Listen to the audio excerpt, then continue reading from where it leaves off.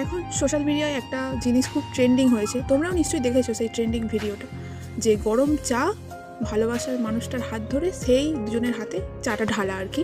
যেই কাপেলরা এই চা ঢালা ট্রেন্ডটা ফলো করছে, তারা দাবি করে একে অপরকে ভালোবাসে, এবং সেই ভালোবাসার পরীক্ষাই হচ্ছে এটা, যে যদি চাটা ঢালার সময় এই গরমের তাপে মানে হাত তো পুড়ে যাবে, তো যদি ছেড়ে দেয় সে আমাকে ভালোবাসে না, এরকম সামথিং কিছু কনসেপ্টের উপরেই এই ট্রেন্ডিং ভিডিওটা তৈরি হয়েছে। তো আমার এখানে একটা কথা বলার আছে, যদি সত্যিই সে তোমাকে ভালোবাসে, তোমাকে অতটুকু কষ্ট সে ইচ্ছে করে দেবে? হ্যাঁ, অজান্তে একে অপরকে তো ভালোবাসার মানুষ হলেও একে অপরকে কষ্ট আমরা দিয়েই ফেলি, সেটা পরিস্থিতির চাপে অনেক কিছু ব্যাপার সিচুয়েশন ক্রিয়েট হয় এমন। কিন্তু যদি কেউ সত্যিই ভালোবাসে কাউকে, তাহলে সে কী করে ইচ্ছে করে ওই গরম চাটা তার হাতে ঢালছে? এখানেই তো ভালোবাসার পরীক্ষা হয়েই যাচ্ছে অলরেডি, আর আলাদা করে হাত মাঝখানে ছেড়ে দেওয়ার কথা তো আসছেই না। তো এটা আমার মনে হলো, তো তোমাদের সাথে শেয়ার করলাম। তোমাদের কার কী মতামত কমেন্টে জানিও।